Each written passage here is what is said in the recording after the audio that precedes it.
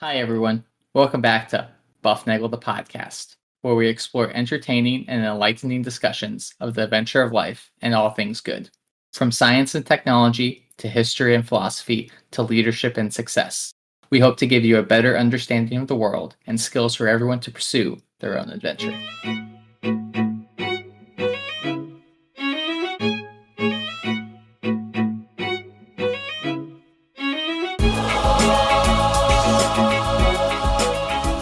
Understand your reference to Tao in your text message? Were you going, yes, I fully agree, or Oh no, Tao is the app, just like that video you sent. It's exactly okay, right? That's exactly the right thing to do. Yes, exactly. I thought that's what you were saying, but I wanted to double check. I wrote a LinkedIn post on that thing, and I remember being a kid. It's like daylight this is like daylight savings time. I'm just gonna stop right there. Yep. But for all the listeners that have tuned in for the past 30 seconds, I don't even think Bob knows that we started recording. But welcome back to Bufnagle, the podcast, where we talk about all things good in the pursuit of the adventure of life. I'm Harry, and luckily, I don't think I'm going to have to be doing a lot of talking today, Rafe. You and Bob already seem to be on a roll. How are you? Well, I'm on a roll because one of our favorite and most experienced buff, niggly, big brain, smart heads is on with us. Bob Luzenski, America's favorite rocket scientist, has joined us, and he's going to be discussing some very important things that happened today. But of course, before we start, I have to thank all the listeners for being there. Because of you, we are a global top 10% podcast. As usual, you can reach us at bufnagle.com. Remember, share the love, share the buff, give us 5-star reviews, subscribe, follow, like, do all those things, hit the smiley stars. You know the spiel. Do the thing you're supposed to do. Tell a friend to listen, and you will get a free episode. Bob, how are you this evening?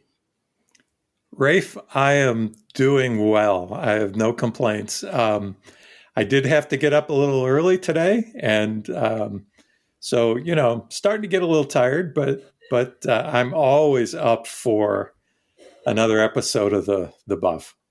Well, and that's the reason we pulled Bob in here is late last week. Okay, so today we are actually recording on the 14th of March. And this should drop on the 19th. We'll be in 5 days. And we have taken this episode and we're going to wedge it in there and put it on the, interrupt our regularly scheduled programming to bring you this episode of the Buff special edition. Scheduled as it can be. Yeah. So we're going to bring you this one because today was, last week we learned that SpaceX was planning its, what did they call it, Bob? Launch number 3 or test flight? It's number 3. It's number 3. Depending on where you look, it's integrated flight test, orbital flight test. There's actually raging arguments about that online. So, of course, because we have the luxury of raging argument about that online. About anything online. Yes. So, but they said that they were going to do that. And Bob dragged himself out of bed early this morning and witnessed the launch. I was at a meeting and I missed it, but I came back and watched the video because they make it all available for you. You don't have to watch it live. It's all on the interweb machine for you. And that's a very good thing. So they launched a rocket and it did really well. Bob, take us through the significance of that. Yes, the significance, the rocket that we're talking about is the Starship Super Heavy, which is SpaceX's very large rocket that they've been developing, since the late teens. And this is the third flight test that they've done of this rocket. The first one was in April last year, and then they had a second one in November. And they've been getting these test flights have gotten better as they've gone. They've accomplished more things. And aside from the fact that it's just a big rocket and big rockets are cool, one of the uses of the Starship Super Heavy rocket will be to help NASA return humans to the surface of the moon. And so that, of course, is another good reason to be interested in this. And of course, I am. No, and that's why we all are interested in this stuff. So the rocket took off this morning at 9:30-ish Eastern time. 9:25, yes. 9:25 Eastern time and Eastern Daylight Time, and I promised Bob that I would not go. We're not going to talk about Part how it of was. my job on this episode, ladies and gentlemen, is to make sure Rafe doesn't talk about daylight savings time. But okay, Yes. but it was 9:25 Daylight Time. Me getting up early this morning I'm just going to say, was made that much harder because the United States went to daylight savings time on Sunday. Yes, we did that. So, But that's all we're going to say about it. Yeah. Yes, it is. But it launched this morning, and I watched this evening when I got back from the things I was doing all day.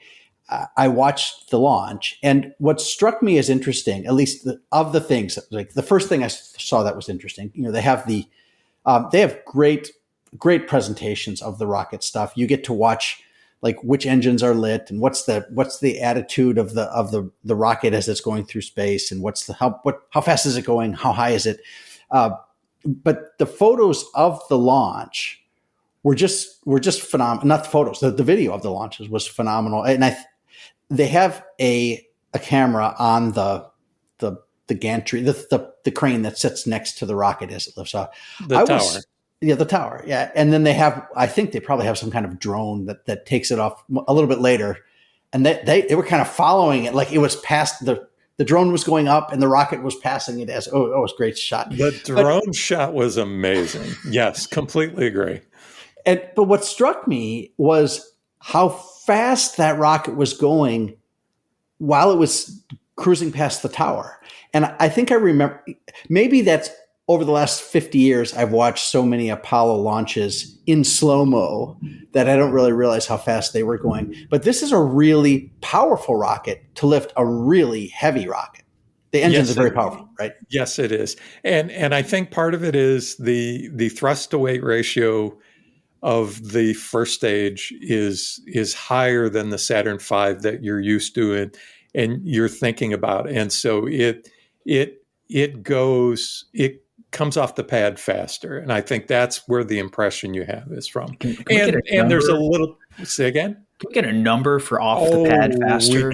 We could get a number, but not off the top of my head. 60 miles an hour up past the tower? Or are we talking something like like real quick? Okay, how fast does this thing go 0 to 60? That's kind of like if you that is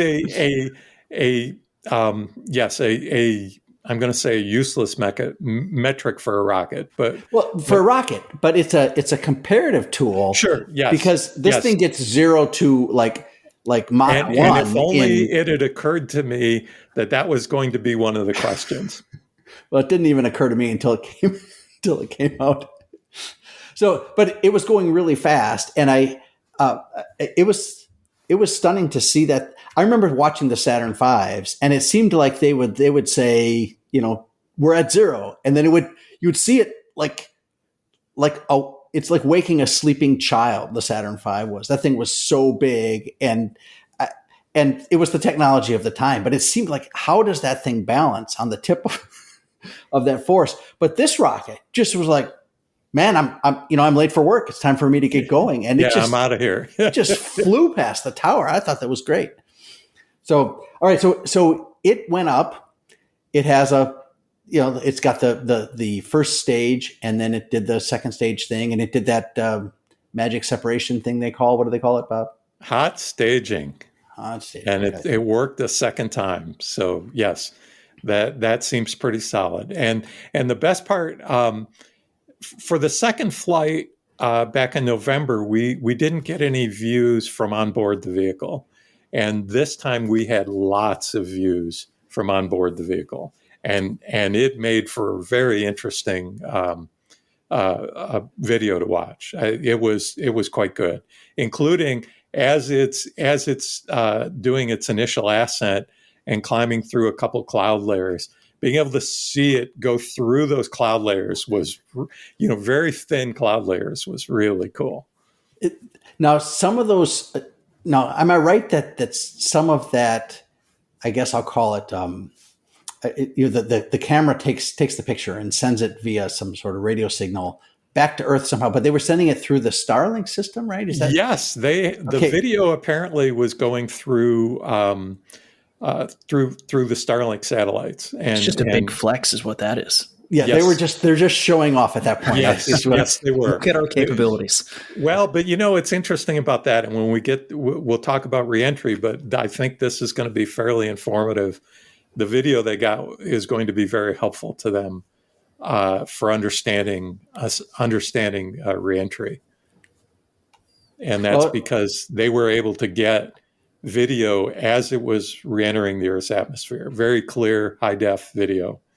So there's two pieces. The I'm going to call it the booster, but that's called super heavy, right? That's the bottom piece. The super heavy booster, or the first stage. Yep. So the booster goes up. It gets it going and gets it to places where the rest of the rocket can take over. The second stage, or Starship takes over from there. And the first stage, back in the day, the first stage, the Apollo stage, that would just kind of drift around and burn up the atmosphere or fly to the sun or whatever it would do.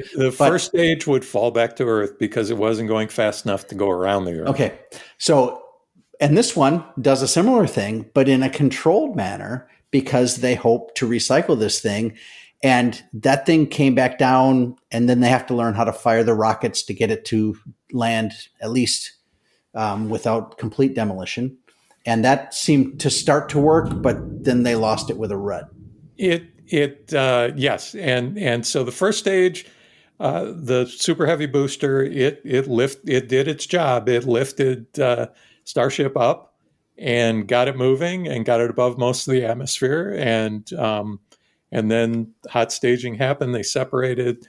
The booster number 10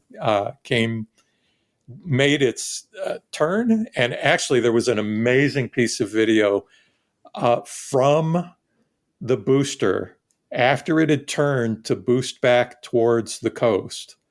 And you could see in the video, the Starship moving away, just as they say these days, yeeting away.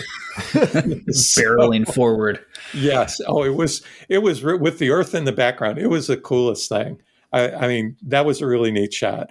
And then, and the booster, according to SpaceX updated their website with some information that we're the beneficiaries of, and they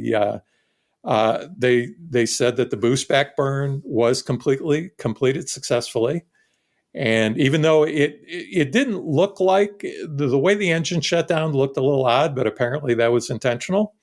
And so it made the boost back burn and was starting to head back towards the Earth. It head back towards the coast, and also was still rising at that point, but then peaked out and then started falling, came back in through the atmosphere, seemed to struggle to maintain attitude, the proper attitude, and started doing this rolling motion, along the length of the vehicle. And at the point where it needed to ignite its engines to make a soft landing in the water, which is what they were doing in order to practice the eventual land landings where they can recover the booster. They've got to start by, having it land in the water, but do it landing gently. And it looked like it was having trouble with control along the long axis.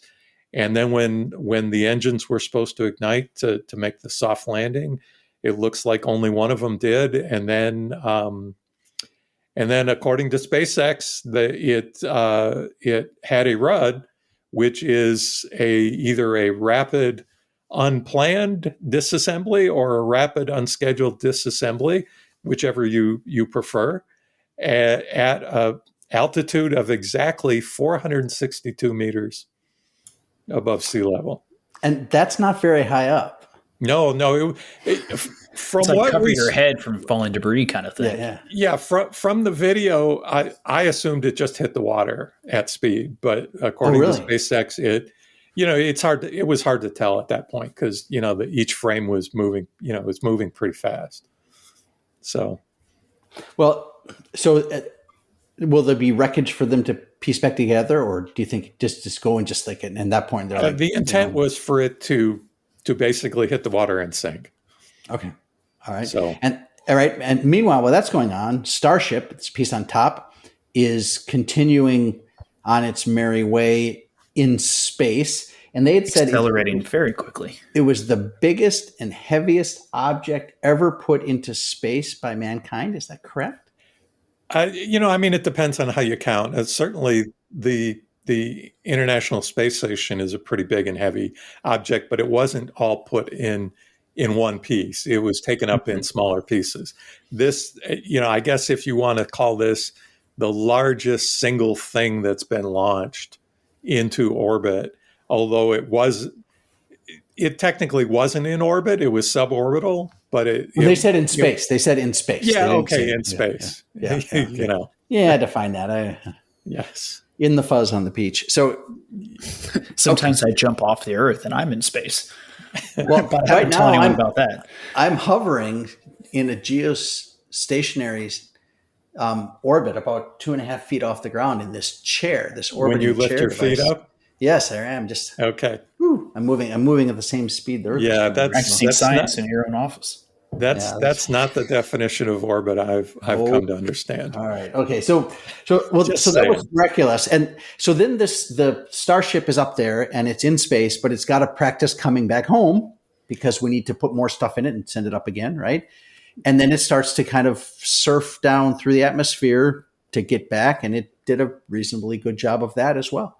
Well, there were several tests that they did along the way, and once the Starship's engines stopped firing, and again there was some beautiful video sent back from the spacecraft while it was going over the Earth. Just beautiful, the blues and whites of the clouds, and there were several test objectives that they had. One was to test their payload bay door. They have a payload bay. They intend to use this thing to deliver the newer and bigger version 2 Starlink satellites into orbit. So they have a version of this that has a payload bay door that slides up, and then they do it. They actually call it the Pez dispenser. Now, I don't know if they've licensed that. I don't know how Pez feels about that, or whether they've licensed using the name. Can you actually buy a Pez dispenser that looks like Starship? We can. Why not? We can only hope that that's true. Yeah, the problem is you just set that on the recording here, so there go all of your royalties. Yeah, that's all right. You know what? It was worth a shot. I can't make I'd have to make a Buffs dispenser. I'd have to come up with my own candy and make it look, and just. And it would be round and no, wait, someone did round. Anyway, well, someone did round Pez. Okay. No, well, Smarties. Yeah, but they don't come in a little thing that you can. No, they don't, but they could. Well, but I thought the whole thing with Pez was the dispenser, right? I mean, that's the whole. The candy is just a reason to get you to collect the machines. Yes, like ones that have a Yoda head. Anyways, or anything in between. Yes, go ahead. Anything in between. But so they have this dispenser, and so they tested opening and then closing that door on the side of the vehicle, which I have to say, initially watching the video, it wasn't clear to me until I watched it a second time what I was looking at, and SpaceX was not completely clear on whether that test was successful. They said they successfully did it. They didn't say if it was successfully completed. And it was hard to tell from looking at it whether or not that was true or not. I did notice while they were showing video of the interior of the payload bay there, I did notice a piece of what the Ark we of the call... Covenant. No. Thankfully not that. And the cover didn't come off either. But I did notice a piece of what's called foreign object debris inside the payload bay. It was a long, thin piece of metal. Oh, I'm sure they know. Yes, I'm sure they do. FOD or FOD or foreign object debris is what it's called in the biz. And and it was just floating, floating, spinning. No, do you end think over that was a end. piece of that was like something that got left in there accidentally, or did something come off? I have no idea. Could be either of those things. Now, hearkening back to your days as an active rocket scientist working at NASA. Yes. Was there on the space shuttle at the Kennedy Space Center? Yes. So, yeah, because people have questioned you on that. I did that. This guy's not real. Harry, let's say this. As amazing as it sounds, I did that. Yeah. Yes. Well, Harry, Bob and I were having ice cream one time. We ran into these guys that questioned Bob's credentials, and let's just say, Bob, you don't know this, but Harry once got in an altercation with a trucker on a highway in Idaho. Well, in a traffic jam in the middle of Nowhereville, Idaho. I was not driving. You were not driving, but you were ready to take that guy down, and anyway.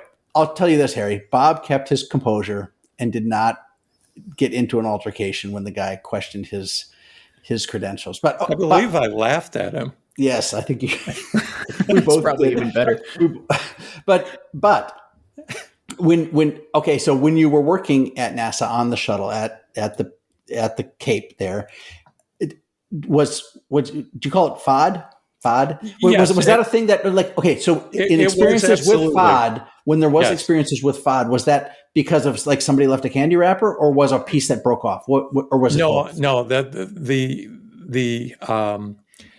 we had to be very conscious of when going in and out of the crew, well, any part of the vehicle, but definitely the crew module. We actually went between the time I started there in late 1985 and then probably less than a year after that, we went from just being able to, walk into the vehicle through the side hatch in our bunny suits. We had to have our bunny suits, clean suits with the cap and the footies over our shoes. But after that, at some point while I was actually there, they installed an air shower and they became much more strict about everything. And there was somebody, and I wish I could remember, he had a nickname and it was like Mr. Clean or something like that. And it was the person who was like really pushing it hard and, the cleanliness. And it's because anything, whether it was, hair that fell off or, just any little bits would start floating once they got on orbit. And then the air currents that are moving to cool the electronic equipment would potentially bring any of that floating stuff into those electronics boxes. And so they had to have filters that they would Velcro on, and those filters would get clogged while they were on orbit and they'd have to clean them.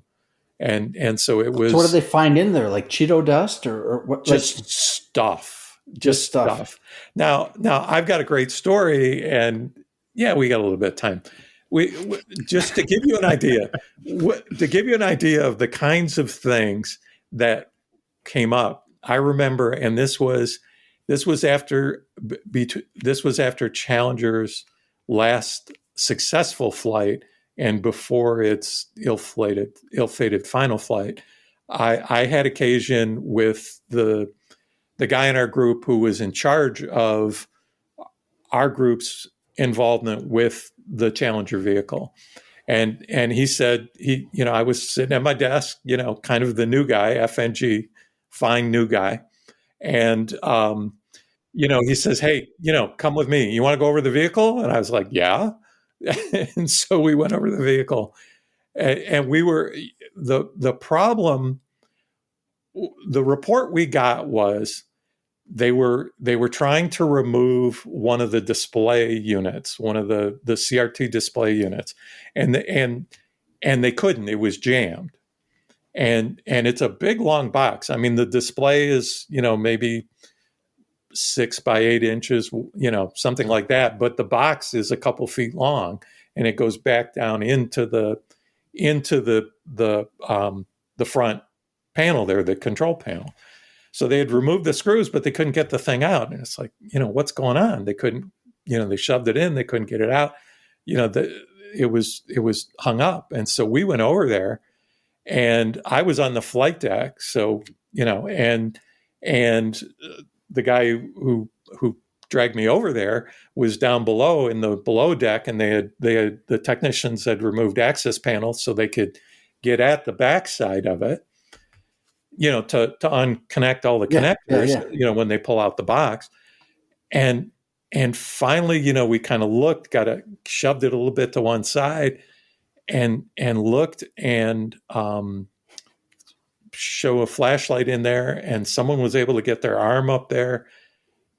There was a screwdriver wedged into the metal outside casing of this box. So little stubby screwdriver. And what was interesting was it had Velcro on it. Okay, well, the technicians on the ground don't have screwdrivers with Velcro on them. Okay, so you start to think about, well, where did this come from? This happened on orbit. And it had German. It was the markings on it were German, and that Challenger's last flight before the accident was a Space Lab flight that included, that had German experiments and I think one German crewman, and they had to. The reason we were pulling out the box was because they had to swap this display unit out from the rear panel to the front panel where the pilot sits, because the one had failed on orbit, and that screwdriver somehow didn't get back where it was supposed to and got wedged in there during reentry. So it floated around and got stuck up in there when it didn't get put away and didn't get accounted for when they were doing that R&R. And it ended up there, and during reentry, it kind of got wedged in. Well, it is. And I've never told this story in a public setting here. Well, no one's listening. If you made it this far, thank you very much. Seriously, the best part about this story is we wrote this up, because we had to write, we found, and we wrote this IPR, which is basically, hey, this thing happened that wasn't supposed to happen, is paper that we wrote, and it was paper back then, and then the department that called Flight Crew Systems, which was they're actually astronauts before they've flown who are stationed at the Cape. And it got assigned to them, and it just disappeared. I can imagine being an astronaut saying, "Oh man, some of those nerdy engineers again," and talking about us missing screwdrivers. Whatever. It just disappeared. That paper disappeared. Well, that's guys, make sure you count your screwdrivers. All right. Well, that's what they do in surgery. Put them back in the case and make sure they're all there. Just saying. That's even a good idea on the ground. Well, it's definitely a good idea on orbit. Well, you hear about surgeries where they leave sponges sponges, and that's a thing. Like, it can get messy in there. It's hard, right? But the other thing, they'll leave like big instruments in there, like retractors, and you got to count for all your tools. I took my car in once to get the oil changed, and I got it back, and I was doing something under the hood, and there was a screwdriver. It was sitting right there not on the engine, but kind of like where the engine hooks up to the frame, and there was just a little gap, and there was this. I still have that area. It's a really big screwdriver, and it's for, I don't know, turning screws. It's better than finding a squirrel nest in your car, right? I've heard that can happen. Or my buddy who just told me that he was driving, towards his house, and he had a mouse come out from the windshield wipers and up on the outside. On the outside. On the outside. And then when the mouse realized it really wasn't a good idea while the vehicle was moving, it went back down in there. We had, when we lived out in the country, when I was a kid, we had mice in the garage and stuff like that. And we would drive to school in the morning, and it was cold, so we'd turn on the air blower thing, and all this stuff would come flying out of the tubes, and the mice would be crawling around on the floorboards of the car while you're trying to drive, and it just was. Oh man, those poor mice. It's an adventure in a minute. All right, so Bob, you mentioned. So what's your job here, Harry? What's your job, we were Harry? talking about Starship on re-entry and the couple of things that they managed to do. All right, so they tested the payload bay door. They also tested, one of the other tests they wanted to do was propellant transfer, and so they did, and that's important because Starship is intended to be refilled with fuel and oxidizer on orbit, so it can go do more stuff after it gets into orbit. And that's a way to not need an even bigger rocket. By refilling the rocket on orbit, it could then take off towards the moon and have a full tank. And so that's a technology that really needs to happen, and Starship intends to. That's how they intend to use it. So this was the first step in that process of learning how to do that, because while it's been done with hypergolic fuels, which are not as cold. That's like a really, really hard SAT word. Yeah, hypergolic, and we're not going to get into it because they're storable propellants that are not as cold as cryogenic propellants that the Starship uses, which is liquid oxygen and liquid methane. So it's like ice water. Yeah, well, something like that. So, yeah. So they actually move propellants, liquid oxygen from one tank to another. That was the test they planned to do. Those two tests happened. Again, the SpaceX statement was not clear on whether they were successful. They successfully did them. They did not say what the results of either of those two tests were. There was an additional test they intended to do, which was to relight one of the Starship's Raptor engines while they were in space, and that did not happen. And they actually acknowledged the reason why that didn't happen. And this was something I noticed shortly after the powered flight of the Starship, and while it was coasting, watching the video views, it really seemed like the spacecraft was not under positive attitude control. And when we're talking about attitude in this case, it's not like, I have a good attitude, or Rafe, you've got a bad attitude. No, I have a great you need attitude. to do something about that. You're too happy all the time. And it wasn't like that. It was more like the orientation that the vehicle was positioned in. It was. It just seemed like it was moving around a lot more than it should be. It seemed a little unstable.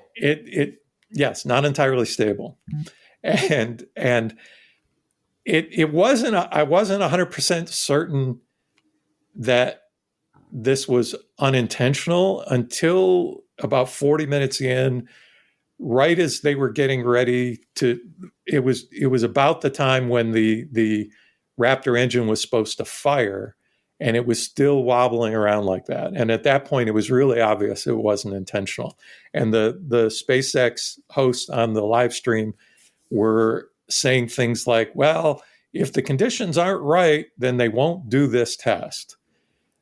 Without saying, well, you know what? The conditions really aren't right, and it's really obvious. They don't look right. Yeah, they don't look right. Yeah. So they didn't look right. They just said, if they're not right, it won't happen. And then, of course, they said, well, yes, it didn't happen. I guess the conditions weren't right. Yeah. And then from there, it was quickly into the reentry, and it was still flopping around like that. And at that point, I knew it wasn't going to do well on reentry. But still, what we did see of the reentry until connection to the vehicle was lost, till the signal from the vehicle was lost, was some just incredible video, high definition video of the plasma as this very fast, 17,500 miles an hour or 25,000 kilometers per hour, hitting the upper atmosphere of the Earth and getting pink. And, the control surfaces were trying their hardest to orient the thing, but, the air is still pretty thin up there, and they weren't effective. During that part of the reentry, they need to actually have thrusters. And apparently they just weren't doing their thing. Now, I don't know if they were working at all. It wasn't really obvious, and they didn't say anything. So plasma, tell us what plasma is. Plasma is apparently another state of matter. Back in the day, we learned, you and I back in my day, I learned 4 states of matter, and then they kept adding them, and plasma is one of them. And I don't even know how many. But you had 4 states of matter? We had 4. Yeah, it was solid, liquid, gas, and something else. Plasma. Oh, was it plasma then? No, then it was 3 states. We had 3, and then plasma got added when we got to high school. Yeah, then it was 3. We only had 3, and then I heard about plasma after that. I was out of school. I thought you were going to say you were so old that it was like fire, air, water, no, it wasn't rocks that. or something. Yeah, right. So old they didn't know what that's what I was thinking of. I was thinking. Yeah, you were thinking of Aristotle. Yes, exactly. Right, my bad there. So that's all right. So, anyways, spectacular views of this. Even as the thing wobbled around, and it ended up actually to use a phrase that I love that came from that Pete Conrad used, the Apollo 12 commander. He referred to ass over tea kettles, and it's just it was back end first for some of it, and just really flopping around, and then the signal disappeared. Video disappeared, signal disappeared, and that was it. And they finally acknowledged, after waiting about 5 minutes, they acknowledged that on the webcast. Now, this was like 40 minutes into post-launch, yes. 45 minutes post-launch when that happened. So where was the rocket? Where was the Starship at that point? It was intended to re-enter in the Indian Ocean, and it did. There was a fairly wide path that it could take, depending on whether it did a fairly long path, depending on whether it did the engine burn or not, because the engine burn was going to be positive direction. So it would have landed longer. It would have come down farther if it had done the engine. So it came in shorter, but still in the Indian Ocean. All right. Well, so overall, a success. Yeah, absolutely. Another step towards. They got farther than last time, and they did more. They've got more things they need to fix and work on. The FAA immediately, within minutes, announced a mishap had occurred, and there would be a mishap investigation. And it was like 10:38. It really was quickly after, and 10:38 Eastern, and they Eastern Daylight. We're not talking about that. Oh, that's right. And they will be working with SpaceX to make sure that SpaceX conducts the mishap investigation properly, and then develops a plan for returning to flight. So we in the small amount of time we have left, we discussed before we started a desire to talk about another space thing on the moon. I think we're just gonna have to save that for another one, for another time. We maybe we need to do a roundup of robotic space flight sometime, rather than just only talking about the big rocket. No, you're right. Well, the big rockets are so fun, and they make so much news. But yes, I thought you were going to say they make so much noise. Well, they make a lot of noise too. That's why they make news, I guess. So. Yeah. So I will say that we actually had a commercial company land a robotic spacecraft on the moon, mostly successfully, and we'll leave that whole discussion for another day. But yes, they did land, and the spacecraft functioned after it landed, and we'll see. Maybe the time to have that conversation is after it comes around and it comes back into sunlight, if they revive the thing after after the Oh, that's right. lunar So night. that's that's a That's couple a weeks. possibility. Yep. Yeah. Okay.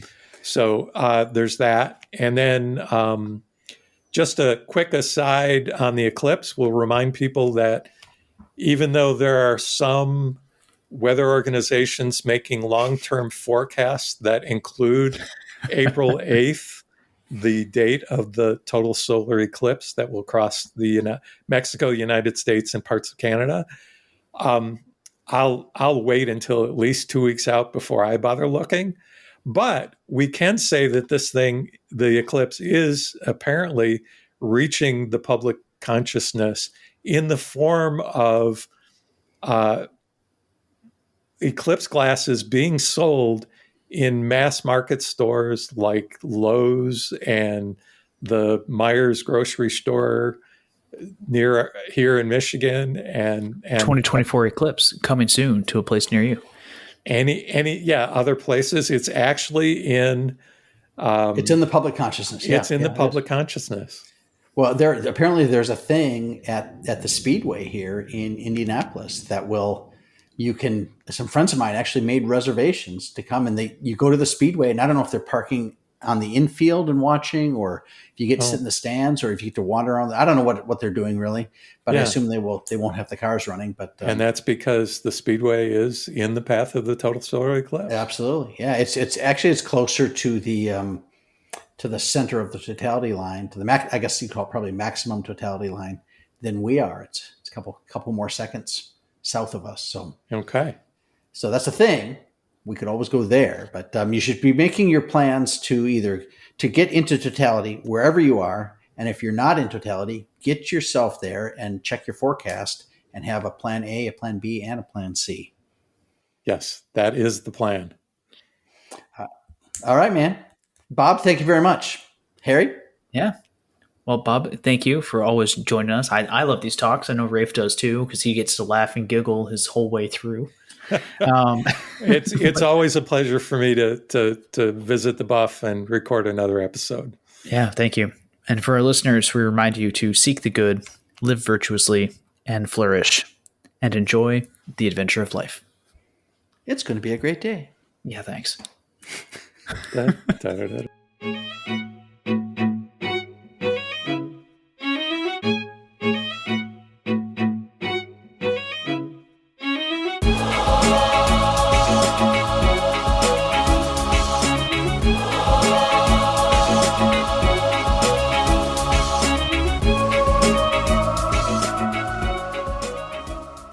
It's going to be a great day.